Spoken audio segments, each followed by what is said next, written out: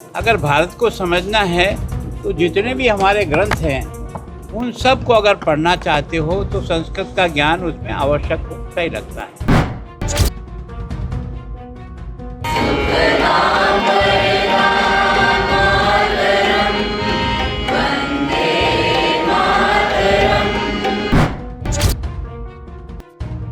और संस्कृत के आधार पर केवल और केवल हम ही नहीं, दुनिया के कई लोगों ने भारत के उस ज्ञान को जो तक्षशिला और नालंदा की लाइब्रेरी में से लेकर के पढ़ कर के गए हैं, तो संस्कृत के कारण ही उन्होंने उसको ज्ञान को अर्जित किया। और देखो, पंजाब में लॉ एंड ऑर्डर जो है ना, एक चुनौतीपूर्ण स्थिति बनी हुई इसमें। अब तो केवल पंजाब ही नहीं, अब तो हम चंडीगढ़ में भी ऐसी कई घटनाएं देख रहे हैं जिसमें आमने सामने फायरिंग हो रही है।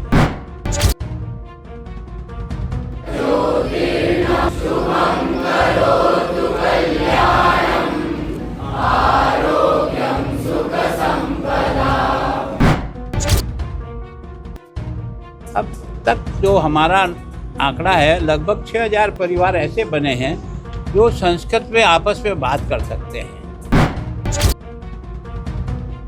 इतना प्रयत्न करने के बाद संस्कृत के ज्ञान को इस साधना के आधार पर इस संगठन ने देश में एक तरह से महत्वपूर्ण स्थान पर पहुंचाया, जिससे भारत अपने फिर से अतीत को प्राप्त करने का प्रयास करता है।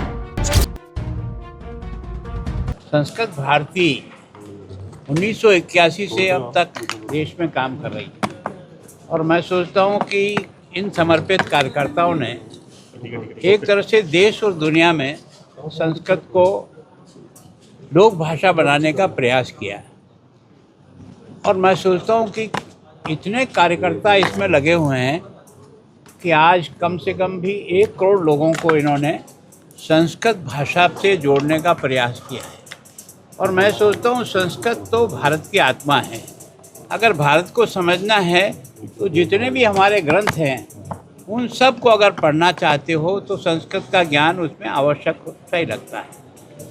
चाहे आप गणित हो, खगोल शास्त्र हो, एक तरह से आयुर्वेद हो, योग हो, इन सब को समझने के लिए एक तरह से संस्कृत की, और संस्कृत के आधार पर केवल और केवल हम ही नहीं, दुनिया के कई लोगों ने भारत के उस ज्ञान को जो तक्षशिला और नालंदा की लाइब्रेरी में से लेकर के पढ़ कर के गए हैं, उस संस्कृत के कारण ही उन्होंने उसको ज्ञान को अर्जित किया। और आज के जो विकास का मेरुदंड बना है वो संस्कृत भाषा का ज्ञान बना है।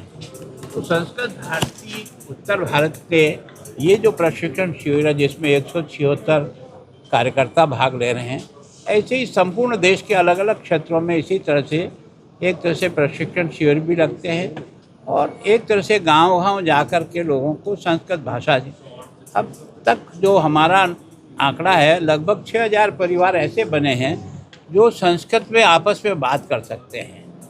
मतलब एक तरह से इतना प्रयत्न करने के बाद संस्कृत के ज्ञान को इस साधना के आधार पर इस संगठन ने देश में एक तरह से महत्वपूर्ण स्थान पर पहुंचाया, जिससे भारत अपने फिर से अतीत को प्राप्त करने का प्रयास करता है। सर, तरनतारन में बीएसएफ की तरफ से यानी 25 पिस्तौल रिकवर किए, AK-47 बरामद किए।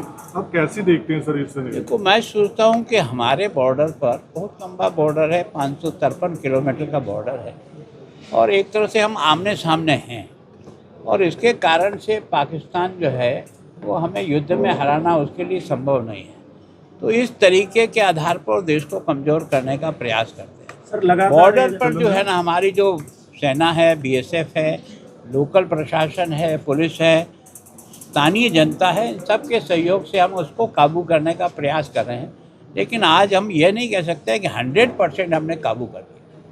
सर, लगातार BSF वालों को कामयाबी मिल रही है और हथियार आने लगातार देखो, BSF को कामयाबी में स्थानीय लोगों का भी बहुत बड़ा योगदान है। तो मैं सोचता हूँ यहाँ की जो पंजाब की स्थानीय जनता है उसका भी देश की रक्षा में एक तरह से हमारे सैनिकों के साथ, हमारे बॉर्डर पर सिक्योरिटी में लगे हुए लोगों के साथ एक तरह से अपना स्वयं का भी उनके साथ ज्ञान का आदान प्रदान कर रहे हैं।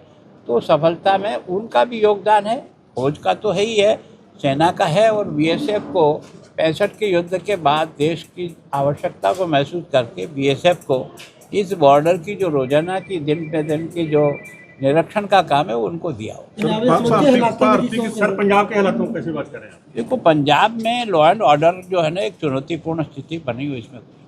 अब तो केवल पंजाब ही नहीं, अब तो हम चंडीगढ़ में भी ऐसी कई घटनाएं देख रहे हैं जिसमें आमने सामने फायरिंग हो रही है। तो चुनौतीपूर्ण है, लेकिन बाहर की शक्तियां जो बाहर बैठ कर के भी अपने लोगों को एक तरह से यहाँ हायर करके इस घटना को कराते हैं, तो मैं सोचता हूँ पुलिस तो कोशिश कर रही है, लगभग सारे केस खोल तो दिए हैं, लेकिन घटना हुई है इसको हम ना नहीं कर सकते। सर मुख्यमंत्री की वीडियो को लेके बड़ा विवाद है जो खड़ा होया। देखो, इसका उत्तर मुख्यमंत्री से ही पूछिए।